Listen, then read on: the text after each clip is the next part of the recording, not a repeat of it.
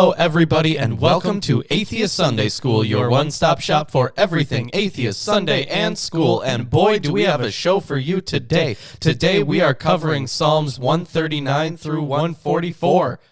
Yep.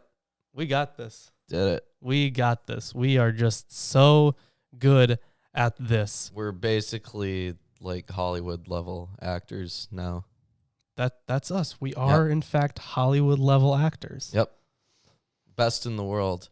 We're yellow again. Yeah, I'm trying something. Yeah. I have no idea what's up. Okay.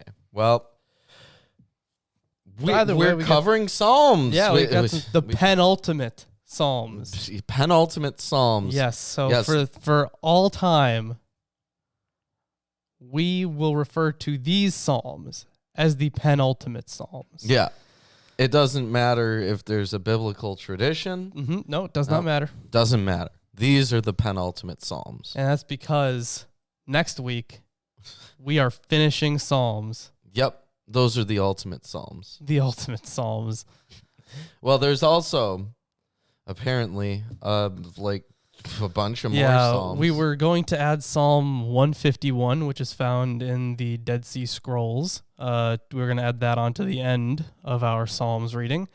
But there are some more. And I don't know if we should cover those in this series or if we should just hold off on all of them and leave them for, like, after we're done with Second Maccabees for Friday Apocryphal Podcast. So we're going to run a poll, Yes, and you, the viewers, can decide our fate. Yes. Yes, you can. It's all up to you now. Yep. More Psalms. Yeah, more Psalms. Man. But, you know, they're there. They're Psalms. Yep. Yeah. But even if we add those Psalms onto Atheist Sunday School, next week's will be the ultimate Psalms, and this week's are the penultimate Psalms. Doesn't matter. Doesn't matter. Doesn't matter. These are the penultimate Psalms. Yeah. And I guess we can hop into it. What translation do you have? I have the King James Version of the Bible. I have the English Standard Version of the Bible. We also have the Robert Alter version of the Hebrew Bible, a translation with commentary. We have the Holy Scriptures according to some Jews. And the New King James. Speaking of which, we have our Behold the Bible according to some Jews shirt. Whoa. And in case the joke is flying over your head, both Ruben and I are Jews. Yeah. So, and also we have the Bible according to some Jews. Right there, yeah. Right. The Holy Scriptures. Yeah. We also have Erdemann's commentary on the Bible. As well as the Oxford Companion to the Bible. And Psalms Old and New by Ben Witherington III. And The Origins of Biblical Monotheism by Mark S. Smith. Yes. Correct. And we also have the NIB Old Testament survey that's not going to get used. And other stuff. Like, we have a whole bunch of stuff here, yeah. We have so many books. We need a bookshelf. Yeah. We can get like a little one. Like right here. That's ridiculous. Yeah. How about something more reasonable? That more reasonable? No. Like a little bookshelf over there. Why would we want something more reasonable? I don't know. Well, how about a bookshelf for your table? Yeah. It's gonna be the dividing line between Ruben and I. Yep. Oh man, it'll be hard to pass. Yeah. Well, either way. How about we hop into it? Yep, let's do this. Psalm 139, to the chief musician, a psalm of David.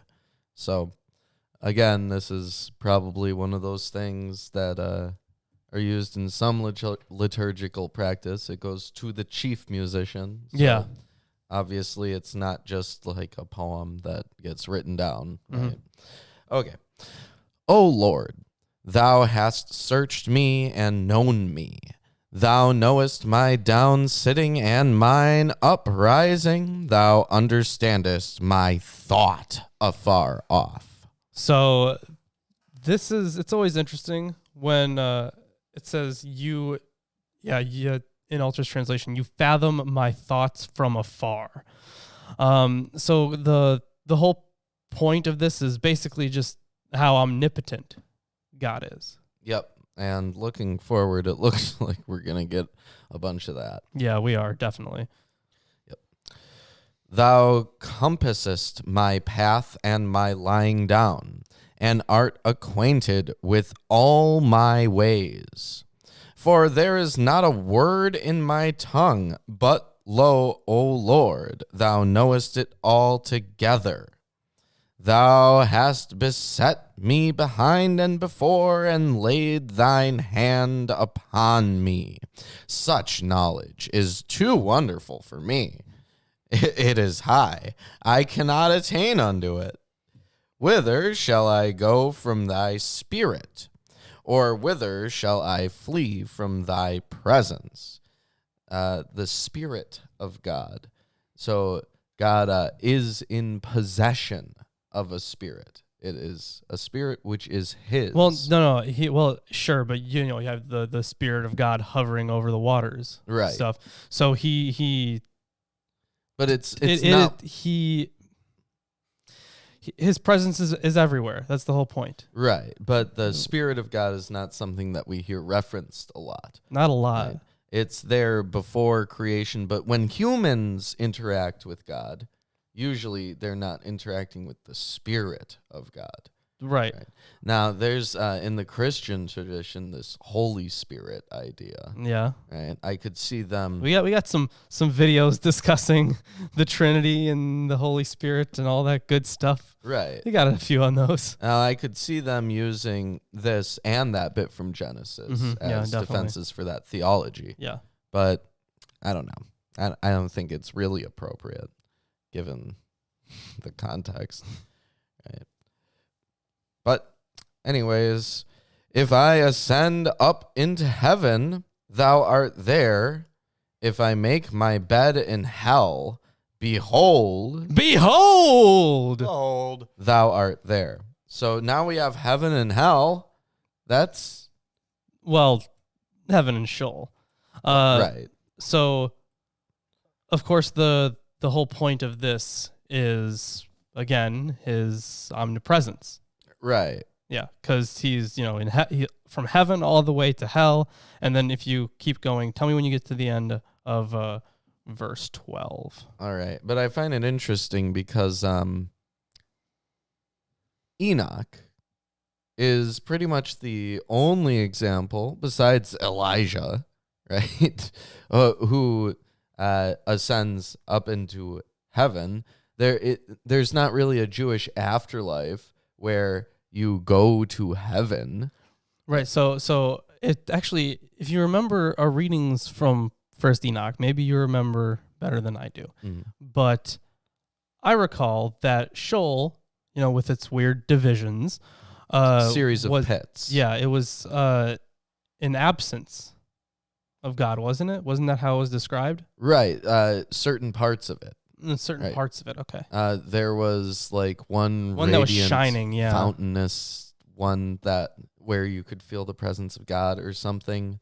But I mean, most of them were just pits.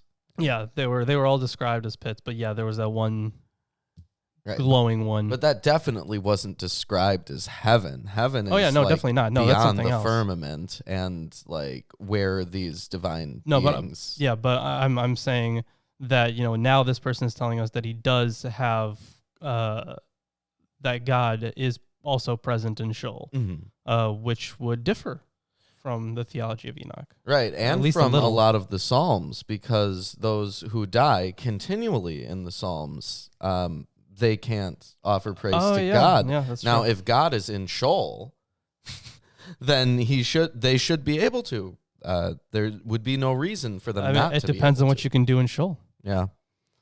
All right. If I take the wings of the morning and dwell in the uttermost parts of the sea.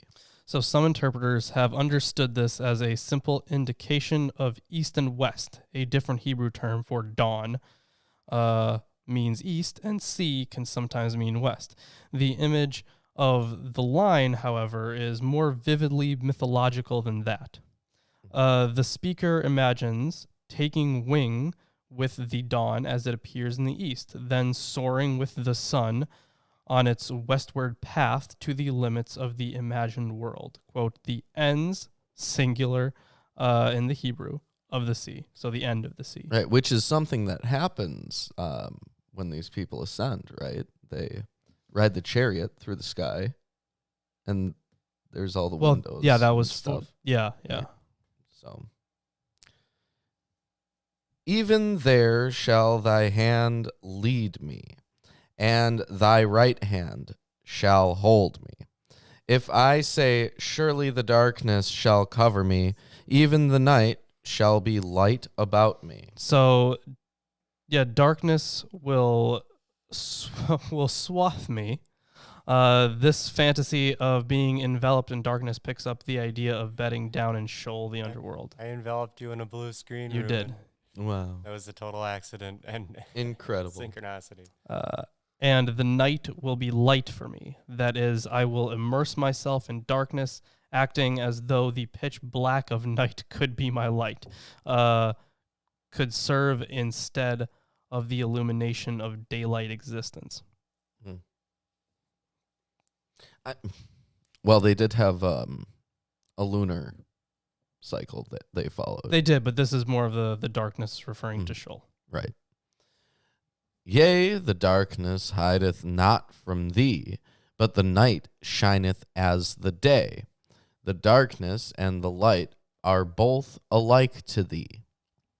For thou hast possessed my reins. That was the end of 12, right? Right. That's the end of 12. Now, that's incorrect if we look at Genesis, because he definitely looks at the light and says that it's good. Yeah. He does not make any such statement about the darkness that there was before the He light. does not. Dank. He does not make that statement. So they're not the same to him. So here is a note from Erdman's. So it's about the second strophe. It's about verses 7 through 12. Even if the poet were to go to what the ancient world envisaged as the ends of the earth, heaven and Sheol, even if he were to go to the farthest corners of the east or the west, he would still be in the presence of God. So that's the whole point, omnipresence. Right. It's about omnipresence, but Yeah. it's like technically incorrect. Well, it starts off about omniscience and then about omnipresence. So let's see if we get another omni in here. Yeah, you didn't get omni taste or omni hearing yet. I wonder You know, if he there's like a ignores loving people. kindness. Like he can physically be here. there, right? Right. But you could be yelling at God's foot. Well, he's anthropomorphized a lot, but that doesn't mean You he know, actually you get takes my that joke, form. right? Yes. You get what I'm saying? You could be yelling at a part of him that can't hear. Well, Because it seems like he doesn't listen a lot. Well, no, because he knows what you're going to say before you say it anyway. He knows your thoughts from afar off. Yeah. So. Yep. Which means that you really don't have any free will. Which, I mean, that's cool for me. I don't think we have any anyways. Whoopee. I guess you wouldn't blame me if I took a few dollars from your bank account. I don't have the free will not to. Of course, if I do. You also don't have the free will to do it. You know, that's a problem. But if it's not my will that's causing me to take the money from you. It is your will. It's just not your free will. Oh. Well, what do I have to pay for it or something? Yeah, you got to pay for my money. The Yeah. construct from which you derive the idea of free will is in it of self not free. Anyways, continue with verse 13. For thou hast possessed my reins, thou hast covered me in my mother's womb. So one of the interesting notes here from Alter, for you created my innermost parts, which is pretty different from the King James. Yeah. The literal meaning of the Hebrew is kidneys, of the innermost parts there. Though the kidneys are generally thought of as the seat of conscience in the Bible. The context here, see the parallel verse that wove me in my mother's womb, suggests that in this case, the term is I've never heard this word before, synodoche, SYNECDOCHE.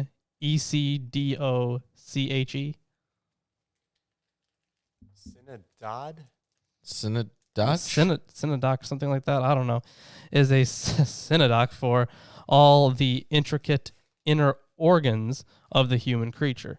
The location in the womb is associatively triggered by the idea of being enveloped in darkness expressed in verses 11 and 12. It's also an idea that's popped up in other Psalms before that God. Yeah, I remember some talking about kidneys, yeah.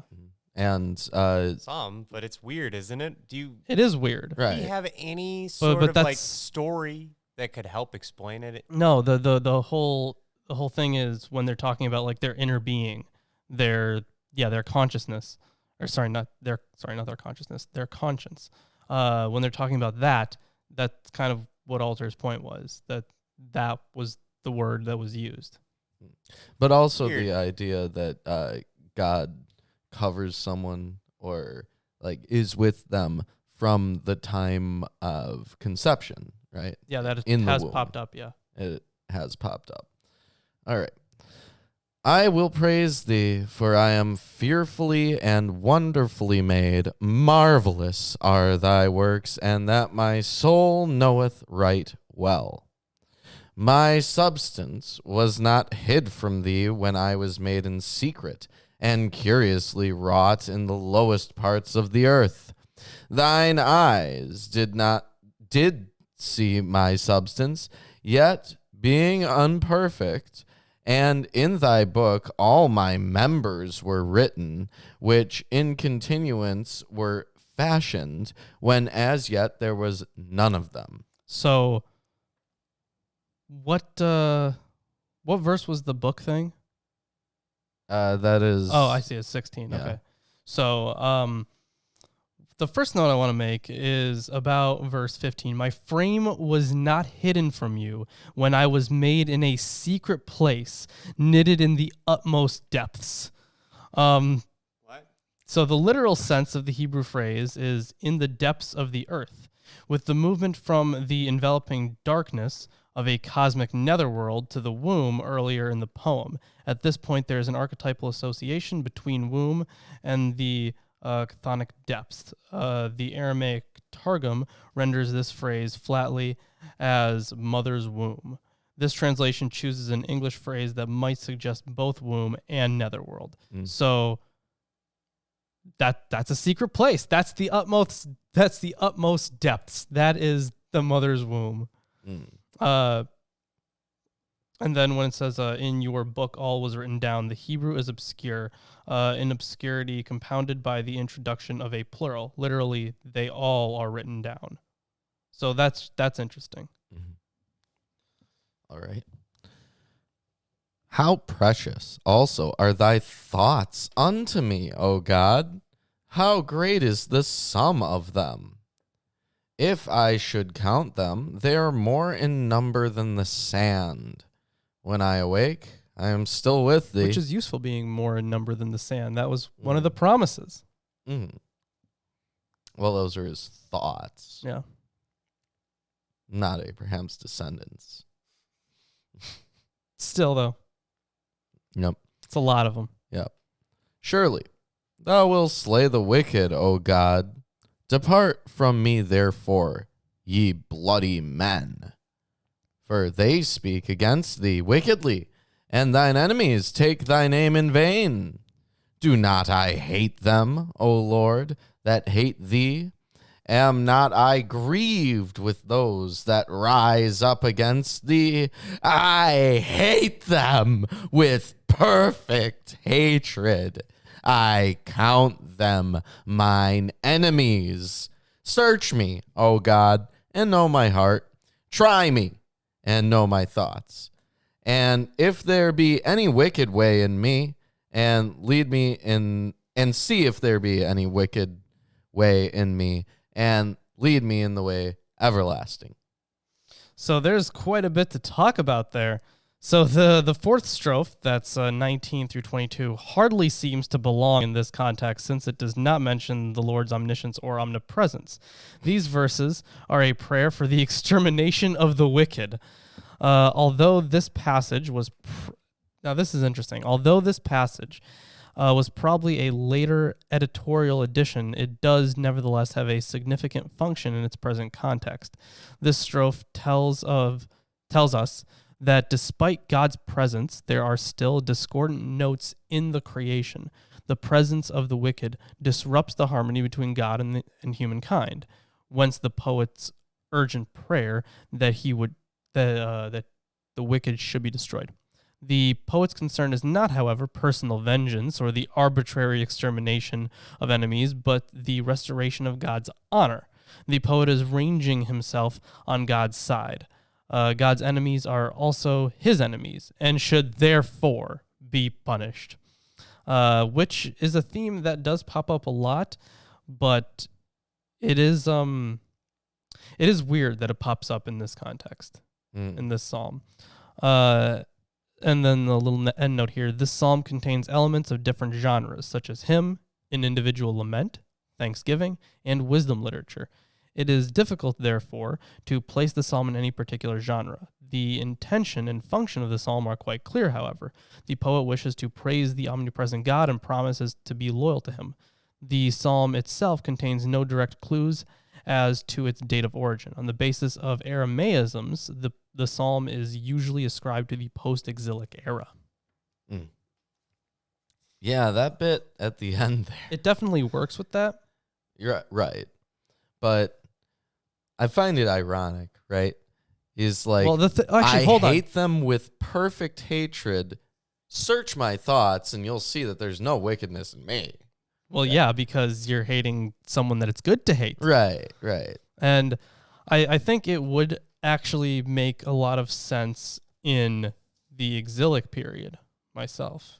Because although I can't speak to the Aramaisms, when they're talking about God being omnipresent and omniscient, the omnipresence especially would be really important, because if you're in a far-off land, that would be important to you.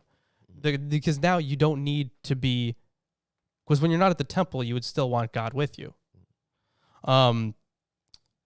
And of course, we've discussed this a lot previously, but the Ark of the Covenant, the temple was God's house. That's where he was. That's where God was. So this would kind of fit in to this kind of plea here. Would you but slay the wicked God, O men of blood, turn away from me? So it really does seem like this is an ongoing situation. Mm-hmm. But I could see the argument for it being pre-exilic too, because omnipotence, omnipresence, what more than a powerful militaristic state would want to have those qualities?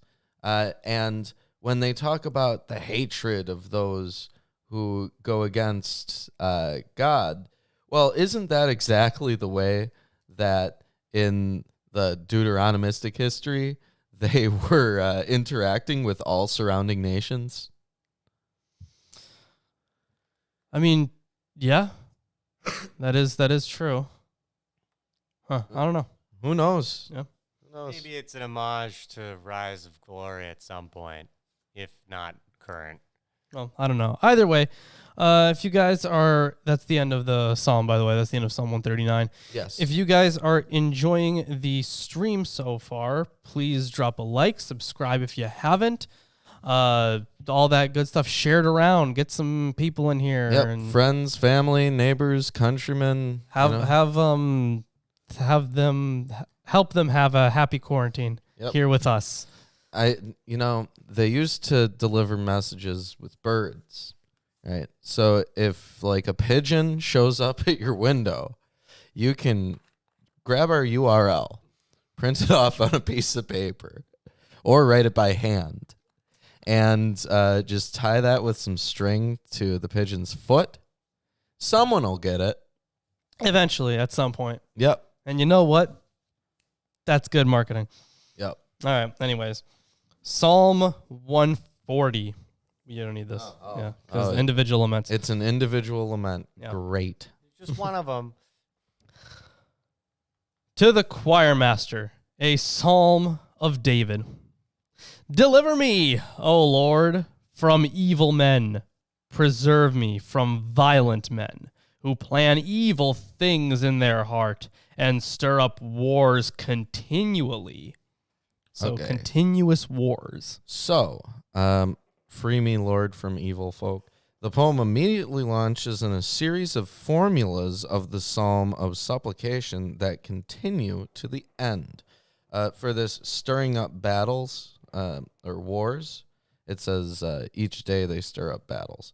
The Masoretic text appears to say fear battles, yaguru, a minor emendation of the verb to yegaru, which is the reading reflected in 3 ancient translations, yields the more likely stir up. They make their tongue sharp as a serpent's, and under their lips is the venom of asps. Asps. Yes. Salah. Mine says the venom of spiders, but there's not a note for it. Venom of spiders. Okay. Yeah. That's let's check some other translations. Why not? Yeah. Well, I have. Yeah, this that's true. right You here. have that one. Yeah, so Psalm 143. Adder's poison. What's an adder? That's a snake, yeah. It's a snake, but well, why would Alter choose spiders and not put a note? I don't know. Adders specifically are very venomous. Like Weird. the death I don't know. adder, the most venomous snake in the world. So, man, I wish we had more stuff on this because these, I'm not going to totally trust the KJV or, this outdated translation. This one seems to be fairly good, but then Alder's translation should be top notch. But so I don't know why he doesn't even add a note for it. What does the Holy Scriptures have for it? So I have no idea. This is Psalm 140, verse 4. Verse 3. Well, I guess it depends because in that one. It's verse 4 in here. Okay. It says in the Jewish Publication Society of America's 1913 translation, they have sharpened their tongue like a serpent. Viper's venom is under their lips. Okay. So I think it would make more sense, especially with the serpent beforehand, right? Yeah. It would definitely make more sense You guys are looking to into be it too a much. It's just an continual analogy. snake metaphor. Well, I get that it's a metaphor, but like... What is the metaphor? Right, but I don't see why Alter would choose spiders here. There has to be a linguistic reason. And then not leave a note. Yeah. That's very uncharacteristic of Alter. Yeah, especially since it's so uniform in other translations. Yeah. Either way. Guard me, O Lord, from the hands of the wicked.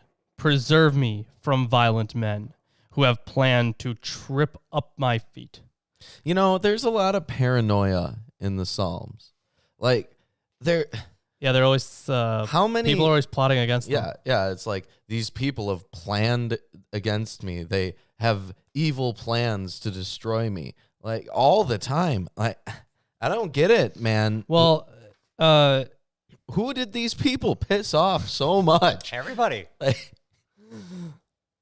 I mean, they probably pissed off, some people. yeah. But like this is all probably in reference to the same 2 groups of people at most. So I don't know. The arrogant have hidden a trap for me, and with cords they have spread a net. Beside the way they have set snares for me. So more entrapment, and also Salah. I say to the Lord, you are my God. Give ear to the voice of my pleas for mercy, O Lord. O Lord, my Lord, the strength of my salvation. You have covered my head in the day of battle. Covered my head. Is that just another guardian thing? You sheltered my head on the day of the fray. Okay. Alter says the literal sense of the Hebrew is on the day of weapons. That's so. I guess the day of the battle is probably a pretty good one. Yeah. Grant not, O Lord, the desires of the wicked. Do not further their evil plot, or they will be exalted. Selah. So at this point, continuing to the end of verse 12, the text shows numerous signs of mangling in scribal transmission. Attempts to reconstruct it have not been notably successful, though one might adopt the proposal of adding the negative all yielding, let them not rise, they would rise. A single word in Hebrew does not make evident sense in context, and the doubts about its textual authenticity are compounded by the fact that as one word with one accented syllable, it does not scan and could not constitute a verset. As for the head of those who summoned me, let the mischief of their lips overwhelm them. So let them bite themselves in the ass. It says, may the mischief of their own lips cover the heads of those who come around me. It says the translation of the entire verse is no more than a plausible guess. The syntax looks odd, and mischief for amal elsewhere, either toil or trouble, is something of a stretch in order to make sense of the words. You know, it's kind of interesting here because here, or at least in Ulster's translation, it said, what was the second half of verse 9? That verse? May the mischief of their own lips cover the head of those who come round me. That's the entire verse. Cover the heads of those people, the enemies. But it's interesting that covering the head, maybe Ulster has a different translation for that. Does he have covered the head up in verse 7? 7. You have covered my head in the day of the battle. I know that he only notes the It says battle verse 8. He says, you sheltered my head. Okay. So I'm assuming then they would be different words. Okay. We can hope so. Yeah, let's hope. Let burning coals fall upon them. Let them be cast into fire, into miry pits, no more to rise. So, the Masoretic text has a plural verb. This is also very it's very close to descriptions of hell.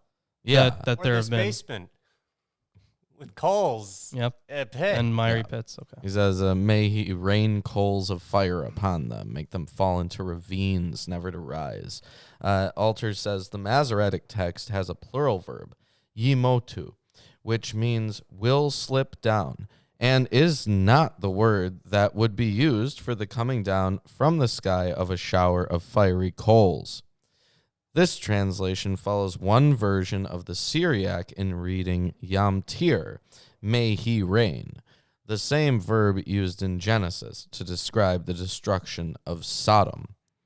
For ravines, the Hebrew mahamurot appears only here. It seems to mean a deep pit or a natural crevice, as this translation guesses. Let not the slanderer be established in the land. The literal meaning of the Hebrew is man of the tongue. Man of the tongue. Okay. Yep. That's interesting. So let not the shit talker be established in the land. Let evil hunt down the violent man speedily. So yeah, that kind of plays into the whole, into the stuff beforehand about letting them overwhelm themselves, I guess.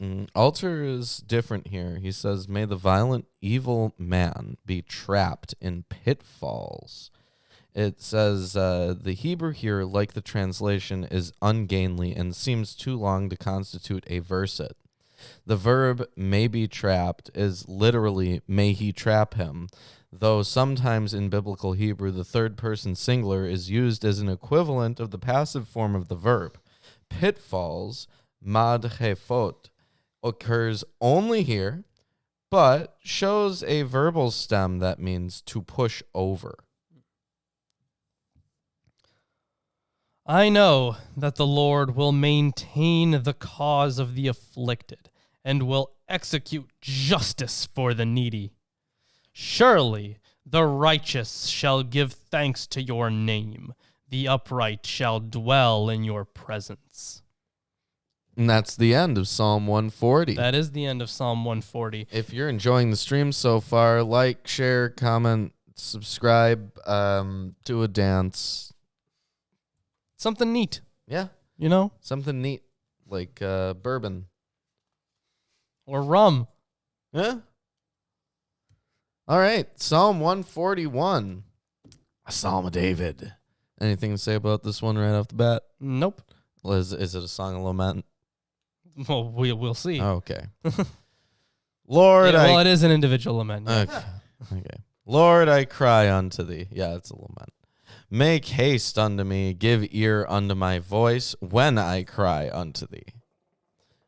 Let my prayer be set forth before thee as incense, and the lifting up of my hands as the evening sacrifice. You know, that's a big step down from the other sacrifices and incense that God had before. This has got to be a really late psalm. Later one, yeah. Yeah. Because now it's just resorted to my prayer is the incense, and my hands being lifted up is the offering. Yeah. Yeah. No. Like, did you Sounds read like the there's- Bible? Yes. This real weak sauce says God here. No, that's not good enough. Go kill some animals. They smell good. Yeah. It really sounds like the temple is not around Yeah. right now. Yeah. No temple, can't offer sacrifices, even though, previously they just set up a tent. Yeah, but you can't do that now. It needs to Things be are bad, I in guess. Jerusalem, I guess. in the Holy Land. Yep. A Psalm of David. Lord, I cry unto thee, make haste unto me, give ear unto my voice when I cry unto thee. Let my prayer be set up forth before thee as incense, and the lifting up of my hands as the evening sacrifice. Set a watch, O Lord, before my mouth. Keep the door of my lips. So, as in many of the supplications, the malicious intention of the speaker's enemies seemed to manifest itself in vicious speech. The special emphasis here is on the speaker's prayer that he not answer them in kind, that he keep his own speech from slander and invective. All right. I find this next verse way more interesting. Incline not my heart to any evil thing, to practice wicked works with men that work iniquity, and let me not eat of their dainties. Okay, so very rich enemies, but he doesn't want to.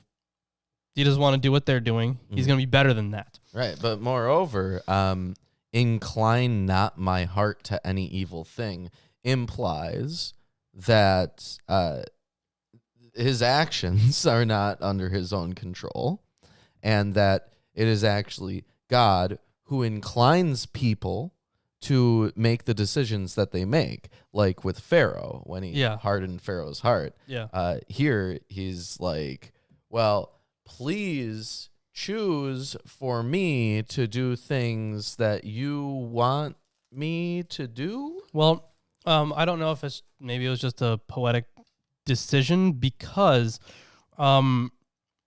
we have seen this kind of stuff before about inclining to these things, but it could be like, let not my heart be inclined to do this.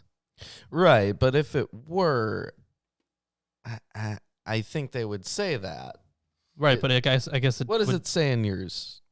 It says, incline not my heart to an evil word, to plot wicked acts with wrongdoing men, and let me not feast on their delicacies. Right. So But here's something. On an evil word in the beginning of that verse, although davar can also mean thing, the focus on acts of speaking suggests that its other sense of word is more salient here. A revocalization proposed by Rabbi Israel Stein, ledaber, instead of ledavar, yields to speak evil. So that's really the only note there. All right. Well, it's not really satisfactory. I know. Oof.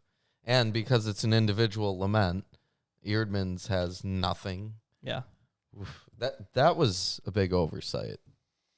Yeah, but the thing is they covered the individual laments in a different section, but they just kind of took them as a whole. Yeah, which was really weird Yeah. and unfortunate. Let the righteous smite me.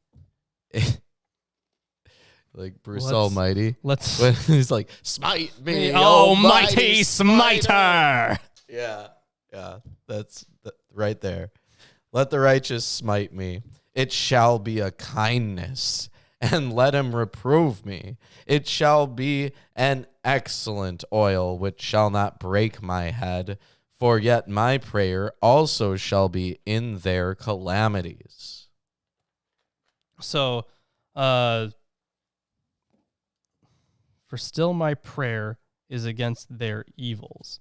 You know, when it says here, okay, let the righteous man strike me, the faithful rebuke me. Let no wicked man's oil adorn my head, for still my prayer is against their evils. So the idea is that if someone legitimately is pointing out a problem with your behavior, then good.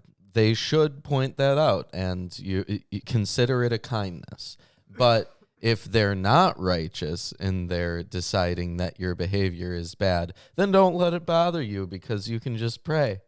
Well, it's not just that. It's let no wicked man's oil adorn my head. So if so if the bad people think you're doing something good, you shouldn't be like, oh no, does that mean I'm doing something bad? Because he's still praying against them. Right. Okay.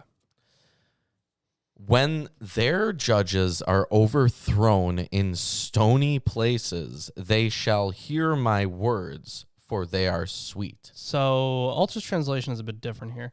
Let their leaders slip on a rock, and let them hear my words, which are sweet. So on that first one here, there's actually a specific note to this. Everything in this segment of text is doubtful. The noun shoftim usually means judges, but in the book of Judges, it designates an ad hoc military leader, and the judicial sense may be unlikely here. The phrase slip on a rock is peculiar, especially because the Hebrew says quite unidiomatically, in the hands of a rock, or in the hands of the rock. Wow. If you smell Yeah. what the rock is cooking. I can't. Yeah, Anyway. Whoopee. Well, in the hands of a rock, and the form of the verb used here does not ordinarily indicate a jussive. Perhaps rock belongs somewhere in the splitting of the earth of the next verse. Okay. That's it. Slip on a rock. Yeah. Yep. Why don't I? Wonderful. Our bones are scattered at the grave's mouth, as when one cutteth and cleaveth wood upon the earth. You know, they're actually switched. Those two lines are switched in altars. So that's just because he has, as when the earth is parted and split, our bones are scattered in the mouth of Sheol. So that's quite different. Yeah. Yeah. His note here is for as when the earth is parted and split. Here it is the grammar that is baffling, because both Hebrew verbs are active and transitive, with no grammatical subject in sight. Rashi proposes an alighted tree as the subject of parting and splitting, though the imagery looks more like an earthquake. It definitely does look more like an earthquake. And then the note on our bones are scattered in the mouth of Sheol. As the text stands, this would be an expression of the dire plight of the speaker and his friends, the latter rather suddenly introduced, it must be said, beset by evil people. One version of the Septuagint and the Syriac reads instead their bones, making this a continuation of the catastrophe that overtakes the wicked in the previous verse. But mine eyes are unto thee, O God, the Lord. In thee is my trust. Leave not my soul destitute. Keep me from the snares which they have laid for me, and the gins of the workers of iniquity. Let the wicked fall into their own nets, whilst that I withal escape. And that is the end of Psalm 141. Yep, if you're enjoying the what is that strange sound that I am hearing? I am hearing a very strange sound. Do you hear the strange? Behold, I am your Lord and Savior, Jesus Christ, and I want to let all you heathens and sinners know that I support this wonderful episode of Atheist Sunday School. Lawrence and Reuben try their very best to bring you the true glory of the Bible, and they need your help. They have provided links to their Patreon page and other social media just for you. Once again, my name is Jesus Christ, and this is Milwaukee Atheists. The Lord is with them. God bless. Wow. Jesus Christ. That was really nice of you, Jesus. In fact, we have a problem here. He seems to have taken Reuben for the 50th time. He seems to have taken Reuben as well. Look at this. Look at this. Nobody is here with me because Reuben has ascended. So I guess that's a problem. Hand waving at the screen. Yeah. So anyways, let's hop right in to. He's returned. Radical spiritual How is your radical spiritual journey? This have I seen. We're going to continue reading the Bible. That's a horrible vision. Yeah. Couldn't have come back with anything better. I mean, the rivers of fire and All that classic. Classic. pits, and one of them at a fountain, so on and so on. Okay. Oh, and Abel was there. Abel was there. Nice. Yeah, Nice. I guess it's another individual lament, and I don't need airmen's. Yeah. Great. Wonderful. So let's hop right into Psalm 142, shall we? Yep.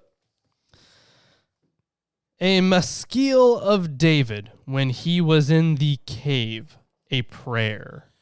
Because of the urgency of this compact supplication, the editors link it in the superscription with David's moment of distress when he was hiding from Saul in 1 Samuel 22. You remember that. I do. Yeah.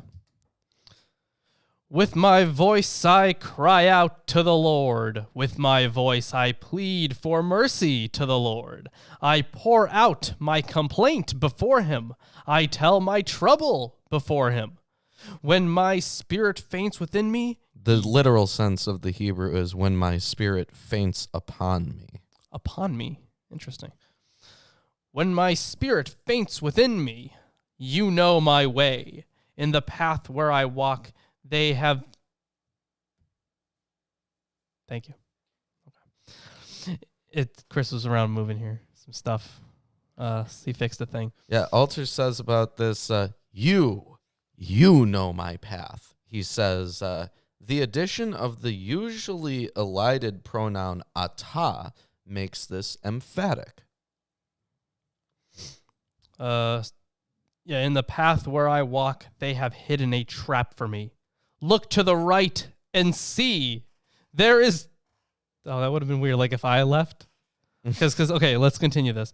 Look to the right and see. There is none who takes notice of me. If I had left, and Reuben said that, Yeah. that would have been perfect. Yeah. So in Psalms, help is repeatedly on the right hand. So it is dismaying when there's no one there who knows the speak. And it's not just in Psalms. It's in apocalyptic literature. It's in revelatory notes and stuff. Yeah. That's just at the right hand. That's where your best friend is, or your helper. Yep. Which makes it really shitty if you're the person on the right and there's no one there. You got all these people to your left. No refuge remains to me. No one cares for my soul. I cry to you, O Lord. I say, you are my refuge, my portion in the land of the living. Must be a Levite. Yeah, must be a Levite. Which he wasn't. Was he? David? David wasn't a Levite. I don't think No, he wasn't. No. But, I mean, the people who sing the Psalms are Right, yeah. Levites. Yeah. So, Attend to my cry, for I am brought very low. Deliver me from my persecutors, for they are too strong for me. Bring me out of prison, that I may give thanks to your name. some scholars have understood this literally, making this psalm a prisoner's supplication. The speaker has been entrapped, verse 4. He is incarcerated with no one around to help him, verse 5. And he pleads to be freed. But all this may be fanciful because prison, like straits, is a ready metaphor for a condition of acute distress. And the binary opposition between restrictive enclosure and wide open space is common in the figurative language of Psalms. Okay, so it does seem like he is in maybe a prison or he's captive. Or it's like a prison to be there. Yeah, definitely.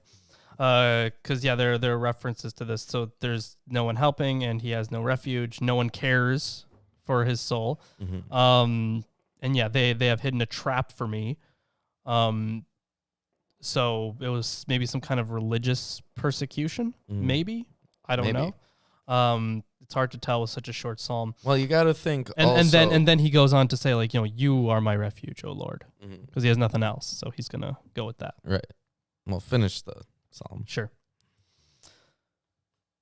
Deliver me from my persecutors, for they are too strong for me. Bring me out of prison, that I may give thanks to your name. The righteous will surround me, for you will deal bountifully with me. So, for the righteous will draw around me. The meaning of the verb yaktiru is in dispute. Normally, it would mean to crown, but the verbal stem suggests to go around, a crown going around the head. Either the Masoretic yaktiru has the sense here of yakatru, the same root in another conjugation, to surround, or it should be revocalized as yakatru. In the consonantal text, it lacks the yud, and the form yakatru does. This is the reading of the Septuagint. Interesting that he takes that. Yeah. But Either that's way. the end of Psalm 142. If you're enjoying the stream so far, give us a like, share, subscribe. Yeah. Make Check sure out you our share Amazon wish list. It. Yes, our Amazon wish list. We have a lot of stuff on our Amazon wish list. Yeah, we it's also just books, and they could be for the show. They could be for future videos because we do read them and we do use them. So, yeah, Amazon wish list. Yep. It's there. Link is in the description.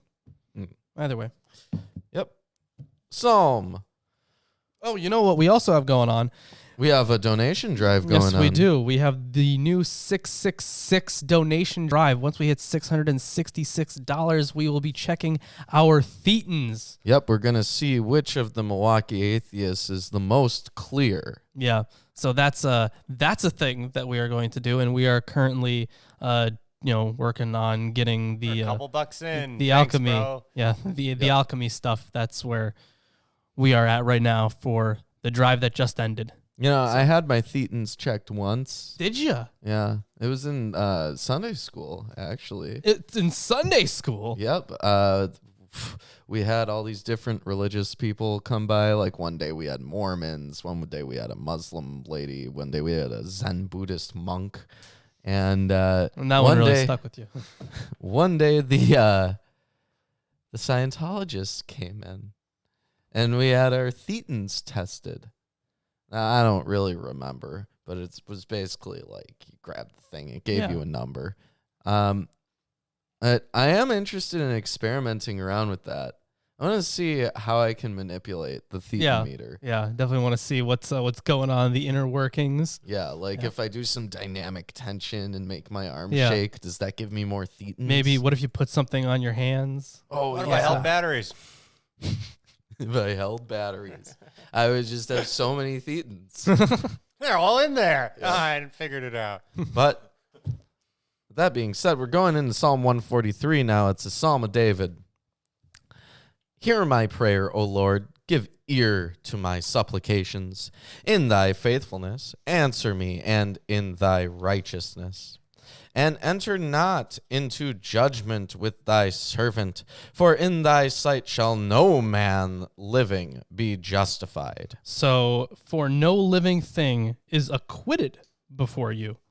The idea here is in accord with a theme in Job, that no creature, not even the angels, according to Job, can hope to be blameless before God's inexorable judgment. The Hebrew phrase kol he is not restricted to humankind, as many translations suggest, but embraces all living creatures. All right.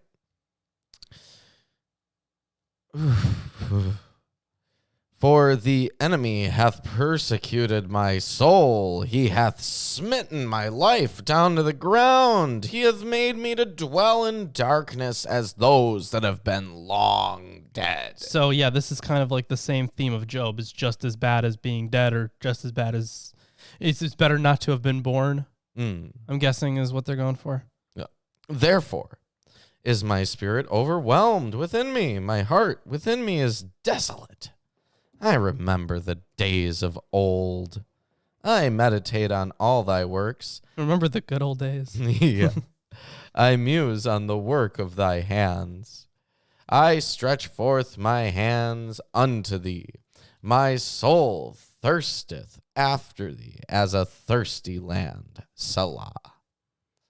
So a thirsty land being obviously One with drought. One with drought. Yeah. And also one that does not have the blessing of God, because, That's also possible. Yeah. Either way. Hymns are a great metaphor for followers in Jesus. Oh, yeah. Hear me speedily, O Lord. My spirit faileth. Hide not thy face from me, lest I be like unto them that go down into the pit. Sheol. Yeah. Specifically, one of the pits. See, hold on. This is another thing here.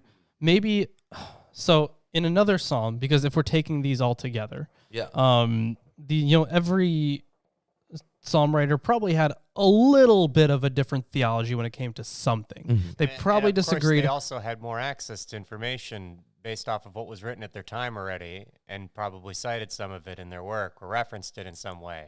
Like, this feels Enochian, Right. But there also would be different theologies held between the editors who would go through the Psalms. Also, yes. So when we take them all together, if we are going to do that, if we're going to derive some theological meaning to this, in the previous psalm, God was omnipresent. Yes. And here it says, do not hide your face from me, lest I be like those gone down to the pits. So maybe God's presence is in Sheol, but they can't interact because it's hidden from them. Yeah. That's my guess. Unless, presumably, you're in the right pit. Sure. But that's taking a slightly later theology. Right.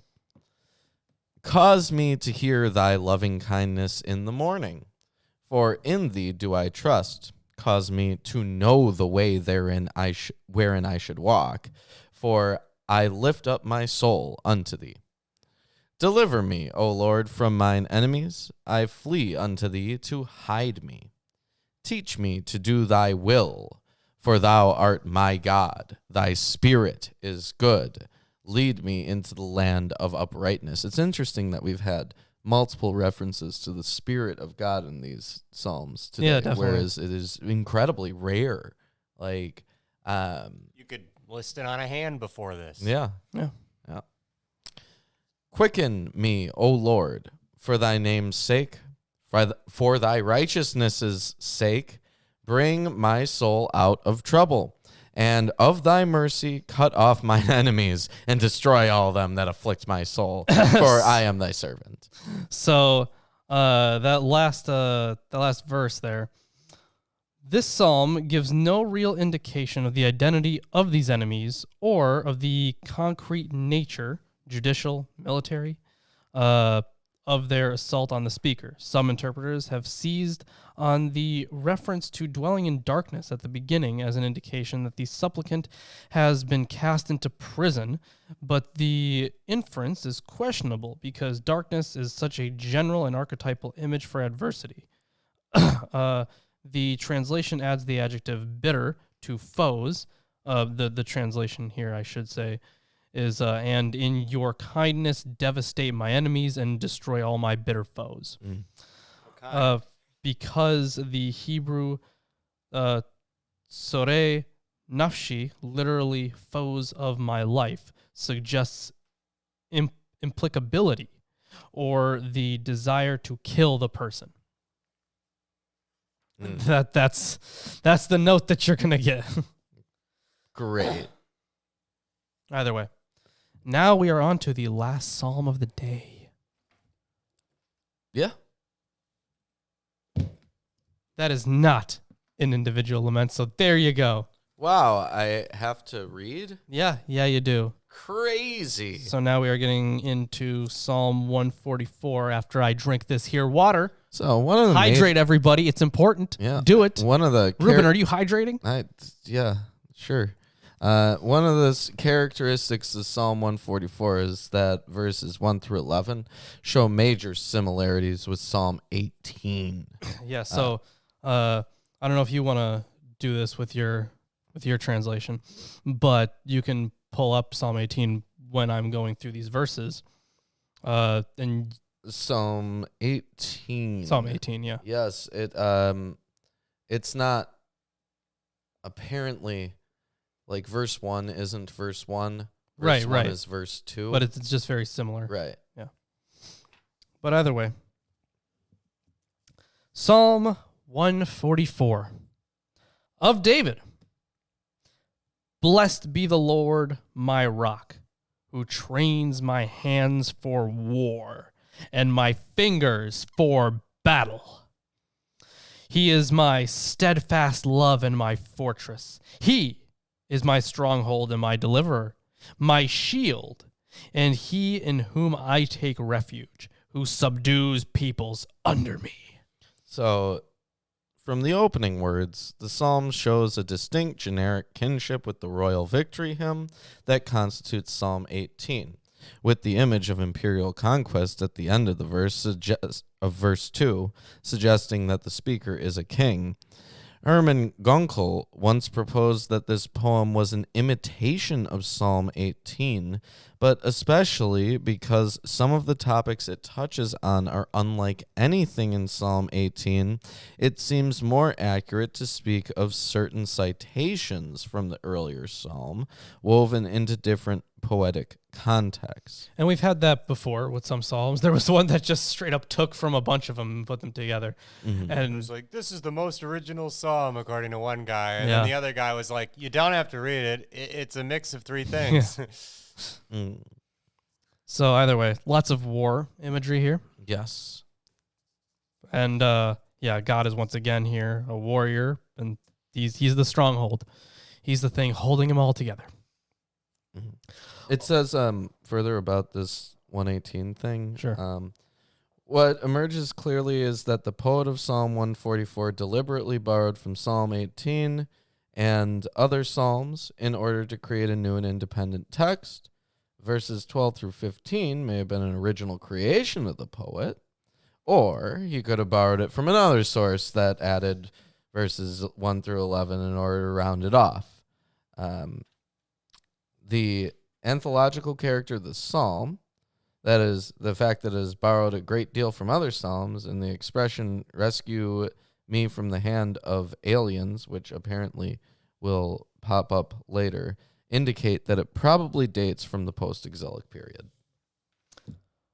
O Lord, what is man that you regard him, or the son of man that you think of him? So yeah, one of those. We are nothing in comparison. The whole line is strongly reminiscent of Psalm 8, verse 5. Mm-hmm. The meditative theme of this and the next verse seem a little out of keeping with a victory psalm, but may be justified as an expression of humility on the part of the royal speaker. What is man, king, or commoner, that he should be worthy of such glorious beneficence from God? Yeah, pretty much. Man is like a breath. His days are like a passing shadow. I've Bow heard that your- before, by the way. That was used in Shakespeare for sure. Was it? I have no he idea. quoted some stuff from biblical text. Not mean, I'm very sure he often, did. but that one was in definitely. I've heard that. The Israeli scholar Gershon Brin has made the ingenious proposal that the previous verse and this one allude punningly to the first 3 generations of humankind: Adam, the human, or Adam; Hevel, breath, or Abel; and Ben Enosh, the son of man, or Enoch. In a pattern of intensification, this line moves from mere breath to something still more insubstantial, a passing shadow. I don't know about that. That seems a little.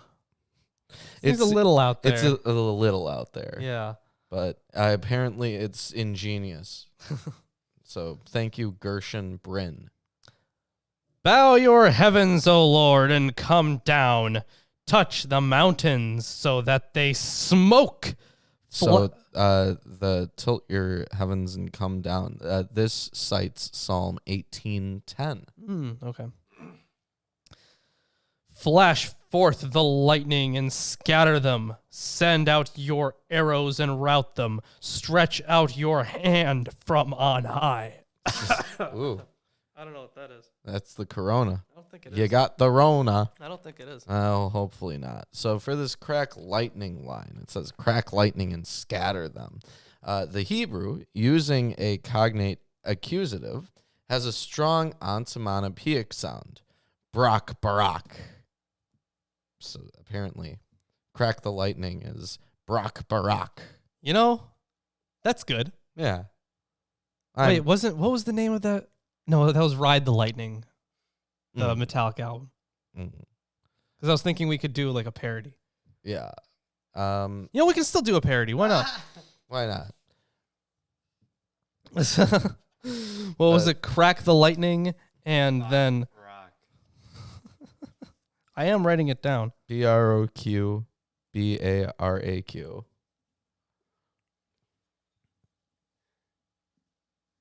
Okay, great. So this verse, this stanza that we're doing, the third strophe, 5 through 8, is a prayer that the Lord will use military force to intervene and save the poet from the hand of aliens. The urgency of this prayer is evident from the fact that 7 imperatives are used: bow, touch, make, send out, stretch out, set free, and rescue. The Lord's awe-inspiring coming is described in theophanic terms in 7 through 15, which reminds us of his appearance at Sinai in Exodus 19. Stretch out your hand from on high. Rescue me and deliver me from the many waters, from the hand of foreigners, whose mouths speak lies, and whose right hand is a right hand of falsehood. So they hope in the lies. They trust the lies. Yeah, so send forth your hand is typical in biblical literature. Sure. For the waters or the mighty waters is an archetypal image of death constantly invoked in Psalms. For the right hand of lies, because this is parallel to speaking falsely, many interpreters understand this as raising the right hand to pronounce a false vow. Perhaps, if the military context is relevant, in a treaty declaration. I will sing a new song to you, O God, Upon a 10-stringed harp I will play to you, who gives victory to kings, who rescues David his servant from the cruel sword. Rescue me and deliver me from the hand of foreigners whose mouths speak lies, and whose right hand is the right hand of falsehood. So there's once again that same verse. Yeah, it says this verse repeats the last two versets of verse 7 and the second verset of verse 8, scrambling the order, either as a refrain or through scribal duplication. Lawrence and the Versets. What? It's a new band. Lawrence and the Versets? Mm-hmm. Yeah, because I haven't heard versets used before, or at least not often. Let's go. I know it's a segment of a verse, but it's funny. But what we're going into now is the second stanza. Mm-hmm. It says 12 through 15. We no longer have an individual speaking, but a congregation. In a prayer which shows distinct wisdom characteristics in verse 15, the poet implores God's blessing so that there will be peace and prosperity for the nation, and no sorrow will again come upon them, probably a reference to the exile. May our sons in their youth be like plants full grown, our daughters like corner pillars cut for the structure of a palace. So, like, Sturdy. beautiful and sturdy. Yeah. May our granaries be full, providing all kinds of produce. Yeah. May our sheep bring forth thousands and 10,000s in our fields. Yeah, so for this corner pillars, Yeah, the please. pillars at the corners of a building were often the site of carved ornamentation. So the simile probably invokes this architectural feature as an image of the exquisite shapeliness of the young woman.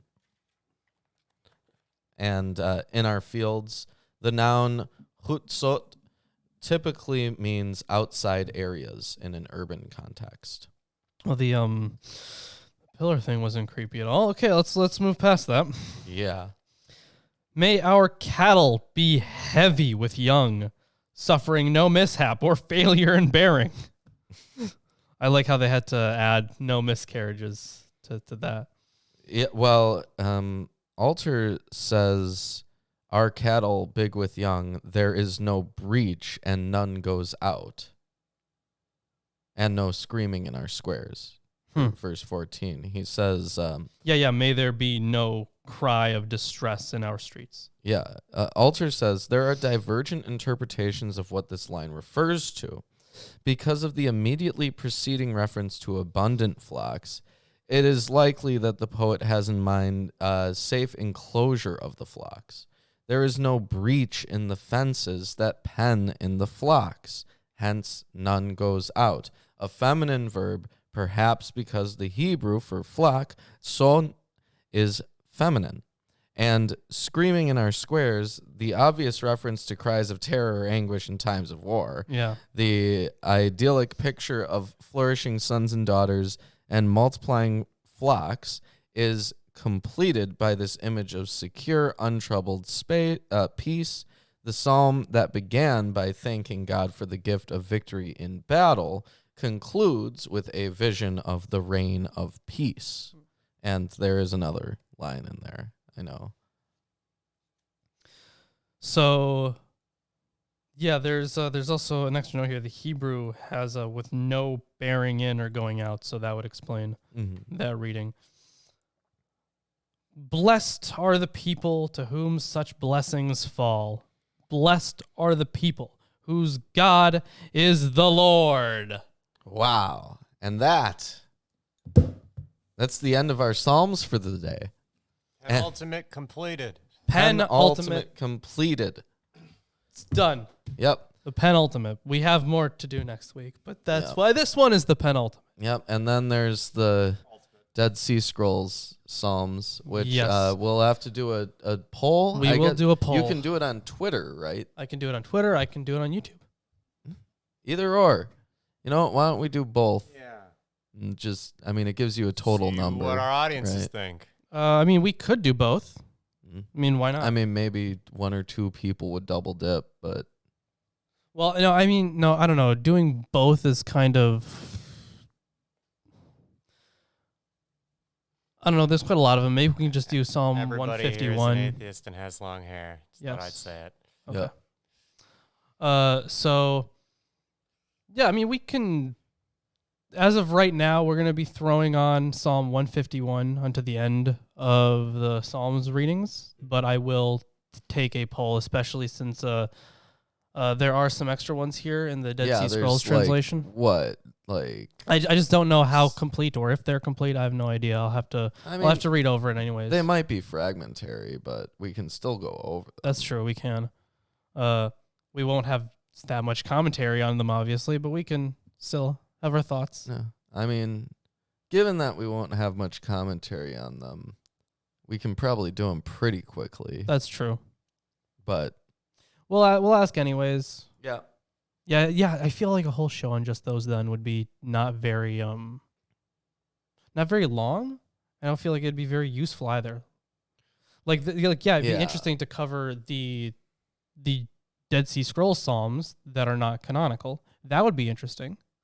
But past that, Well, why don't we we'll take a poll and find out yeah, anyways. we'll take a poll. Podcast.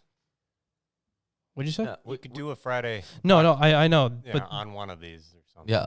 But I mean, we could like even just add it on. It's like, an additional thing at the end. Like if we only have one chapter of Maccabees left to do, we could do like end Maybe. of second Maccabees plus some Dead Sea Scrolls Psalms, or we could just do an episode on the Dead Sea Scrolls Psalms if the people want like a slightly shorter episode. I don't know. Yeah.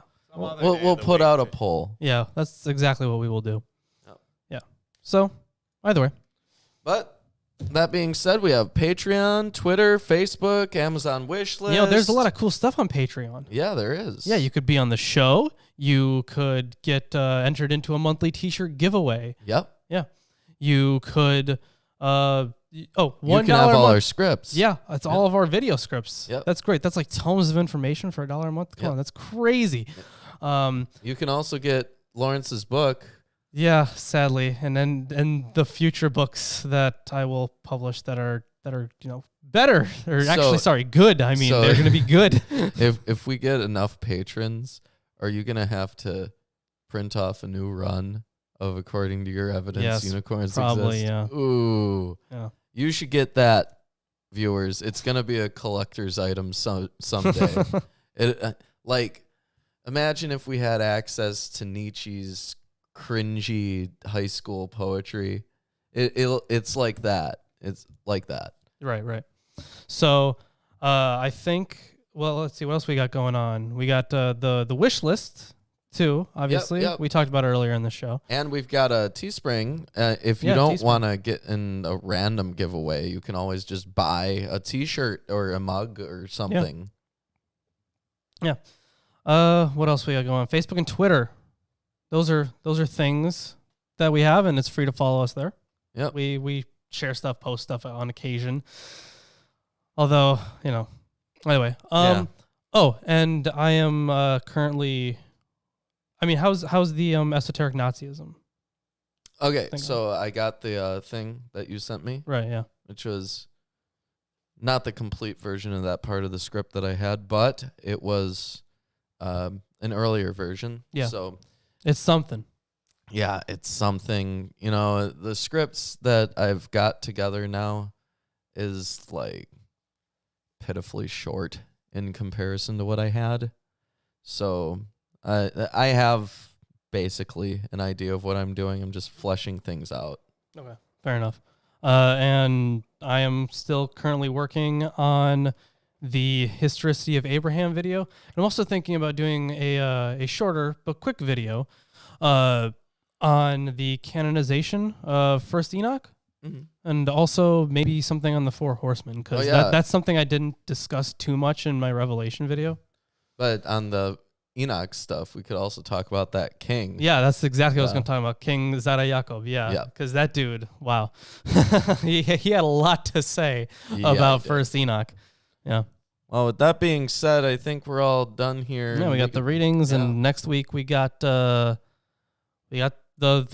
final set of Psalms and maybe some Dead Sea Scrolls stuff. Yep. Oh, of course.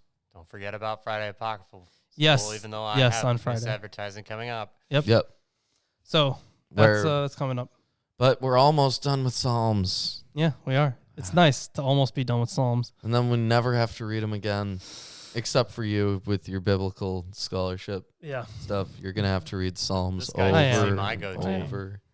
Right. Yeah. Anyways, thanks for watching, everybody. We hope you enjoyed the show. Drop a like if you haven't, all that good stuff. And we'll see you on Friday, but we'll also see you Sunday, Friday, because this one thing of those days needs to be changed.